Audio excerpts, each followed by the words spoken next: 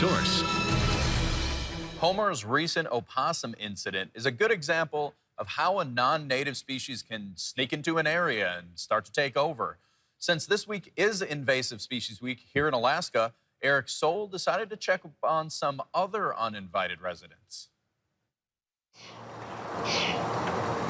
Check this guy out. Look familiar? You might have seen him and his buddies in your neighborhood. He's a European starling, an invasive species here in Alaska. But what is an invasive species? It is not native to the system that you are considering. There is a possibility of negative impacts to either the environment or economies that rely on organisms in the environment, or there's harm to human or animal health. The starling isn't just invasive to Alaska, but to North America. There was a guy named Eugene Schifflin who brought 60 starlings to New York City in 1890.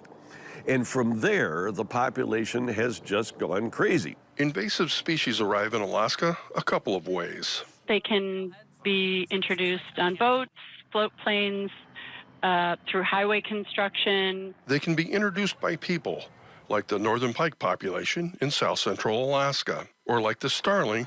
They can just naturally spread into an area over time. Last year, we hit an all-time record on the Christmas bird count of 1,800 starlings. And this year, it was a little bit lower at 1,300. But basically, starlings are now the second most populous bird on the Christmas bird count in Anchorage. Non-native species, plants or animals, can cause problems. When a new species is introduced intentionally or unintentionally into a new system, they don't have any natural predators there because they're new to the system. And so they can outcompete by taking up space needed by native species, or they can eat the native species. Starlings are noisy and messy. One of the reasons they're so unpopular is that they're cavity nesters, and they steal nesting sites from other birds.